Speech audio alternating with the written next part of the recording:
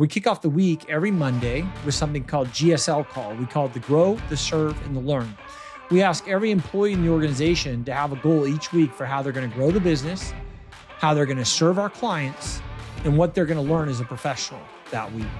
I could sum this up in one sentence and how important having a vision as opposed to showing up and playing defense all day. Once the vision is clear, decisions are easy. One of the mistakes that firms do when they're trying to scale is that they pick 4 or 5 pathways. Instead of what you should do is have 4 or 5 pathways that you think might work. And you need to hit one really hard until point of failure or success. All right, well, welcome back. This is the second episode of Scaling Seriously, I guess is what we're going to call it. And it's really just all about practicality, right? And how do we do it? We're 2 guys that are normal Joes that built financial advisory firms and scaled them to billion plus. How do we do it? What are some tricks of the trade? What are some things that really help us create the organizations anyone would need to scale it? We're going to talk about vision as the simplifier today and why vision is so important. Vision is the glue that brings the organization together. It is what people rally around. And if you're not creating vision, it's very difficult to scale. Why? Because in order to get from point A to point B, humans fundamentally don't like change. They don't like change. And if they fundamentally don't like change, if there's no vision for where we're headed and why we must go through that change, then it becomes very difficult to go through that process. Take the skiers in the background of Carm's picture there, you can see right there. You see those skiers. What if those skiers were skiing to no location? Right? It just wouldn't work. And so as organizational leaders, we have to do our best to breathe life into whatever vision it is that we have for the organization. That's part of the art of being a successful leader and in part of scaling. So a couple of things we do in our organizations, because I want to keep these super practical that I do, and then Carm's going to talk a little bit about something that he just did for 50 advisors in Greenville. One of the things that we do to help keep people grounded in our organization, we kick off every week at 8:30. All org, the whole org calls in. So we're dispersed. We're all over the place from California to Ohio to Utah to Colorado, Northern California, Southern California. We've got 5 different offices in Northern California. We've got tax people. We've got financial planners. And how do we keep the whole vision together? Well, we kick off the call we kick off the week every Monday with something called GSL call. We call it the grow, the serve, and the learn. We ask every employee in the organization to have a goal each week for how they're going to grow the business, how they're going to serve our clients, and what they're going to learn as a professional that week.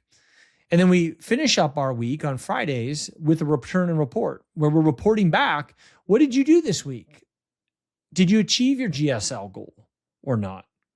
And we find that to be a really helpful way to keep people together, keep people focused. It's also what ends up happening in those calls is I end up telling more about the vision, more about what we're working on, more about what we're doing, more about where we're going, and then dealing with issues as they creep up as a full org. Some people feel like that's a lot, but I think it's great. It just gets us all kicked off and going Monday morning. The second thing we do is on Tuesdays at 9:00, we just did it before we're filming today. We have a book we're reading as an organization. So one of the books we're reading right now is one of the topics we're talking about, which is 10x is easier than 2x. And I've got the entire org. It's not mandatory on the reading, but they're people who are. We're going through it chapter by chapter. And we've read books like, we even did Marcus Aurelius's Meditations, which was actually an incredible book to read as a firm. Great book. We've done The Science of Scaling. 10x is easier than 2x. What else have we done? We've done a bunch of customer service ones. And it's just a great way to really level set the culture. It's a way for me as the leader to articulate what's going on in the org and to reinforce it on a regular basis and to talk about the goal, the big hairy goal. But what it also does is it gives everybody a language for which as a leader that I'm talking about and thinking about, right? If they don't have a language for the things I'm saying, it's like I'm the crazy entrepreneur out of left field. But when they go through all this content, they go, oh, I get what pathway thinking is. I get what the pathway means. And then they're able to be more supportive, because I contend that all of us wake up in the morning and we all want to do a great job at work. And what happens is, as Peter Drucker says, is, friction, confusion, and underperformance is the natural state of the organization, and everything else requires leadership. And so unless you're leading, you're going to have that friction, confusion, underperformance really undermine the intentionality that we talked about in the first episode. So Carm, tell us about what you did in Greenville. You had 50 advisors in the room. What was your process? I've heard a lot of good feedback from our colleagues that we share in common. Tell us about it. Vision and how important this is. I could sum this up in one sentence, and how important having a vision as opposed to showing up and playing defense all day. Once the vision is clear, decisions are easy. Once you know where you want to go, the day-to-day decisions don't become painful to make. You don't have a ton of confusion. Usually don't procrastinate like you usually do, because if you have an unclear vision, how can you make any intentional decisions? You're going to hear Daren and I say that a lot. So that's where I open up, is how, if you know what the end result's going to be, then the decisions in 10 years from now, decisions you need to make today are going to be pretty simple.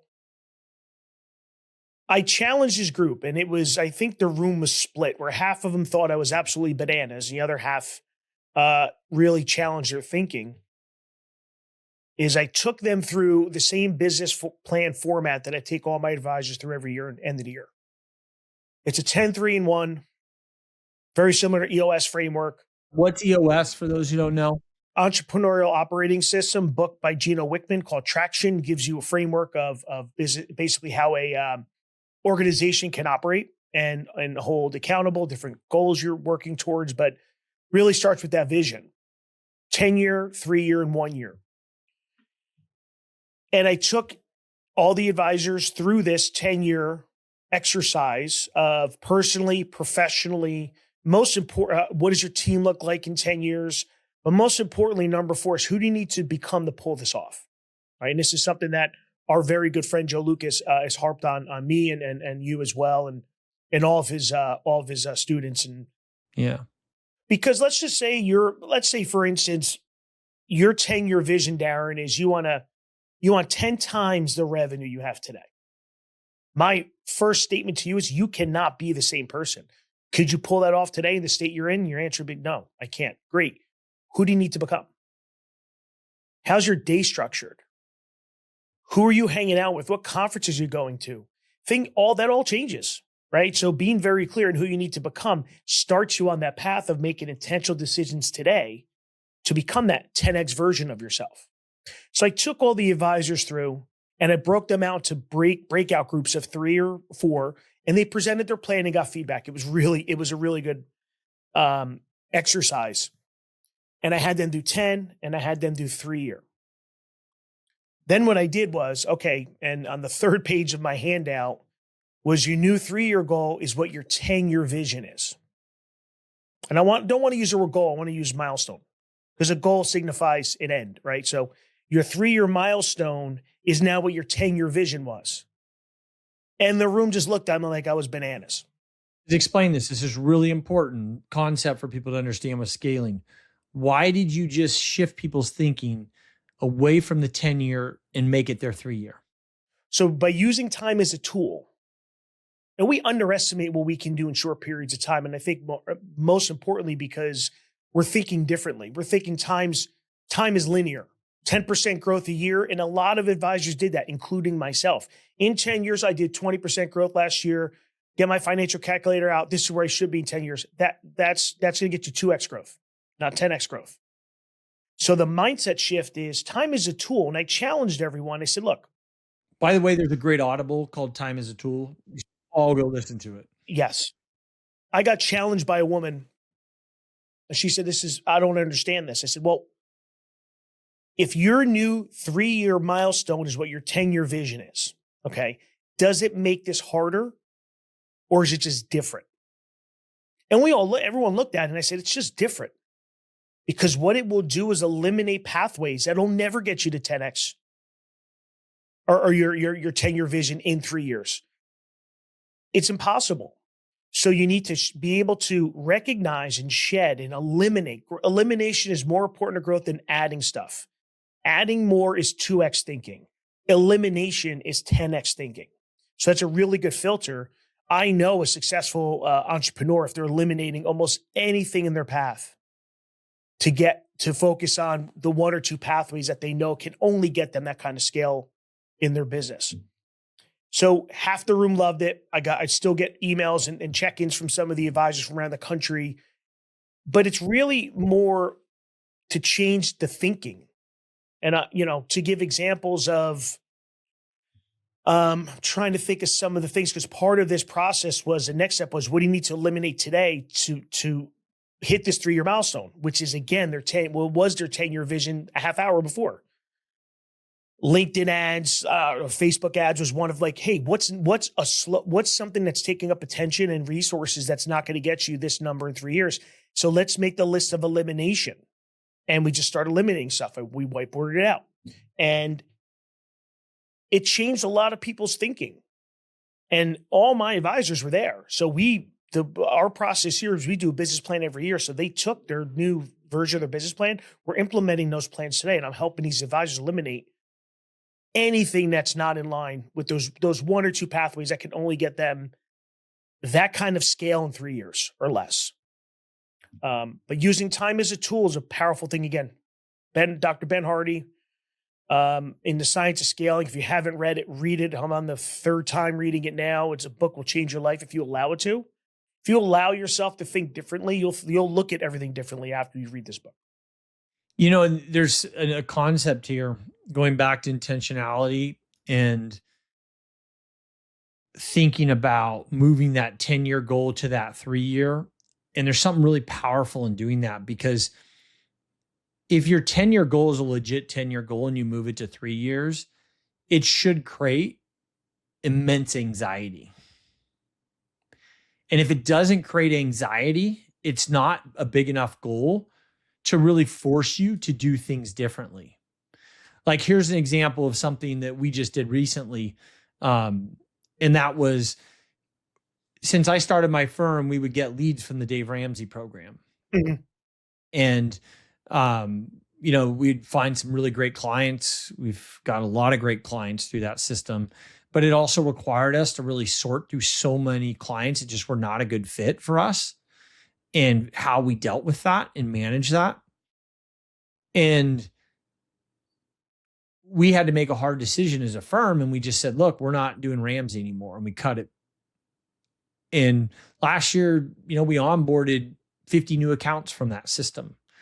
But what we realized is that in order for us to grow and scale, our personal scaling goal for my group this year is 250 million in new assets onto our platform, which for a big firm doesn't sound like much, but for a small to medium-sized RIA is a big stinking goal. And we're well on our way. We've had a great January. We're shooting this in February. February is looking really strong too. We don't know if we'll hit it or not, but it's one of those goals where it's like, we can't just do 2 times more, 5 times more than what we're doing at the 2X level. It's just not scalable. I can't add that many accounts. It's not profitable. It costs me too much money to add those accounts onto the platform. We have to fundamentally do something different. And we have to have a goal big enough to focus that. Mm-hmm. A firm's vision or goal or intentionality has to be big enough to create anxiety. And if it doesn't create anxiety in the leaders and the people, then it's not big enough. And so we call that the frame, the floor, and the focus in the science of scaling. And so getting to vision, what we actually did is we made up little symbols for what the frame was, what the floor was, and what the focus is. And so the frame is the goal. Like, here's our goal. Here's where we're headed. The floor is those things we're no longer going to do, those things we're going to eliminate from what we're doing. And the focus is the pathway. And there's only 1 or 2 pathways. Mm-hmm. And this is something I've learned recently, that when you're focused on pathways, one of the mistakes that firms do when they're trying to scale is that they pick 4 or 5 pathways. Instead of, what you should do is have 4 or 5 pathways that you think might work. And you need to hit one really hard until point of failure or success. And once that pathway hits failure or success, then you either keep it or let it go. But you got to do it intensely enough and hard enough that it gives you a chance to either keep it or get rid of it. And so I think that's just a little nuance that I didn't quite pick up in the books that I was reading, that I learned through some coaching work I've been doing. And that is that you've really got to dial into the pathway, hit it hard, see if it's working, and go on to the next one. And that's how you do pathway thinking or scaling thinking. Because you don't really know if these things are going to work to get you to the 10X, to get you to that big, hairy goal, until you've tried them out. No, it's a great point. And when I was framing this up to the advisor group, doing a 10-3-1 or 1-3-10 business plan is very standard. Some people do 1-5-10, whatever. We do 1-3-10. And I always say the juice is in the 3-year. 10 years more like a placeholder. Yeah. If you hit your 3 milestone, your 10-year vision is different. But the filter I use for everyone is, in taking that 10-year vision and converting it to your new 3-year milestone, is if you have a 10-year vision and it's not altering your behavior today, something's wrong. That's why if we bring it to a 3-year, 3 years isn't that long. You have to alter behavior if you want to really commit to something. Things need to change immediately. Some of the feedback I got from some of these advisors, hey, I listened, I eliminated these 2 or 3 things, and already I'm seeing a difference in the quality of time that I'm able to do some more business development or whatever, fill in the blank. And that was very clear. Free up time. Again, the main currency in life is time, not money. Not to go do more work. You brought this up in the first one, just to sit and think. One of the biggest problems I see advisors making that are not growing is they don't take any time and detach. Daren, you know how much time I take to detach? Detachment is an absolute superpower. And I say this all the time. You cannot work on a car and the engine's running. You got to shut it down. And taking a day off is not Friday and you're looking at email and you're on the phone with your staff. No. No email on my phone. And I take 2 sabbaticals a year, and I detach. I do not work on Fridays or the weekends, and I get 3 days of detachment every week. My best ideas come from those 3 days, because when we're no breakthroughs will happen when we're in our office. It's not going to happen. We're playing defense. That's true.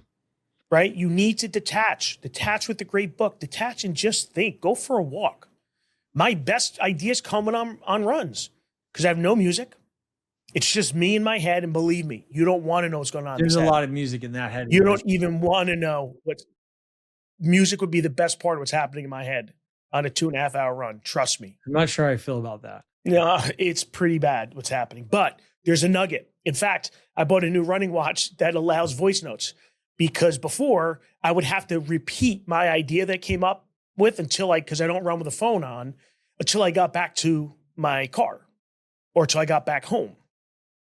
So I found a watch that has a voice note app. So now I get to, that anxiety of remembering is gone. But those breakthroughs, those ideas happen when you're detached, to allow yourself to think. And that's why really successful people, I think they're a common thread is they do take that time to detach. Either they're reading for a couple hours a day like Warren Buffett does, or the trader that we talked about, him and his team would sit around and just think. You know what's a really good hack I've found recently is this thing called Plod. And this is the one that goes to your phone. And what it does is it listens and then creates AI notes for anything you want. But they also have one you can wear on your wrist. But you're absolutely right. Like, some of the best vision work I do is I'm out on my ranch and I'm throwing hay to the cattle or whatever, and I'm digging up dirt, or I'm planting a tree, or I'm weed whacking. There's just something about that physicality, being busy, or it's on a run, or it's for me, like my church in the mornings, lifting weights and working out and doing sauna and all that stuff. But that's where all the real good thinking comes. And then the rest of the day is just execute on it. Right. Mm-hmm. But you literally are not going to be successful as you can by sitting in a suit every day and doing your visionary work at your desk. Like, it just isn't going to happen for you. All the really great entrepreneurial advisors I know that are really successful, they actually probably work less than they do anything else. And it's not because they're not working or doing things. It's because they're doing things that allow their mind to expand and open up and to explore different ideas and see disconnects between things and to step away from the grind. The way I do it is you're much more disciplined in like your days. I like in the morning, I hit all my emails hard. I knock them all out, and then I'll execute on my meetings the rest of the day. But then I'm going to go to the gym. Then I'm going to go for a walk. Then I'm going to go for a run. I'm going to do something to do physical, sit at my desk all day long. Those days are gone for me. And I used to do it before COVID. Actually, it was COVID that disrupted it all for me. And now I'm really intentional about, like, I'm going to hit it hard. And then you always kid me, and all the guys in our mastermind kid me, because like, how many times of all the calls we do am I in my car? 99%. Right? Because I'm in motion. I'm not just sitting stationary. I'm in motion. I don't know. I disagree. We honestly think you're an Uber. I think you're an Uber driver. I honestly think, because I don't know of anyone that's in their car. Yeah, more Uber, than there you. You go. But no, it's going to basketball games for my kids. It's all those things, and that's just part of like how I do my day. And I used to like kind of fight it, but now I've just leaned into it, and I find that I'm much more successful. It's just how I do business. So I picked up something from Lee Brower, who's my facilitator at Strategic Coach 10X. And shout out to Lee. He's a fantastic mind. And he said this, I think 2 or 3 years ago, and it's something that me and my team have really embraced. It's helped. Is my team, their job is to question what's not working. My job as the visionary is to question what's working. And it's really a good framework on, and even our weekly meetings are mostly operational. I'm no longer in those meetings. I bring no value to that meeting. I'm constantly questioning, is there a better way? Can we do something different? Playing devil's advocate. You're questioning that, or your people are questioning that? I'm questioning what's working. They're questioning what's not working. Their job is to fix what's not working, make it efficient. I'm going to question what is working. And is this a pathway? Yeah, that's really interesting delineation. And what a great exercise. And let's leave it there, because we're wrapping up here on our time.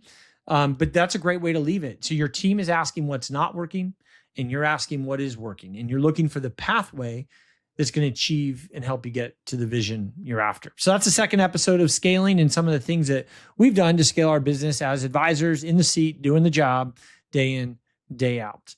And we'll be back on the next episode, and we're going to talk about productizing, right? And how you're setting up your service and what you're offering as an advisor, and how are you truly creating value to the people you serve.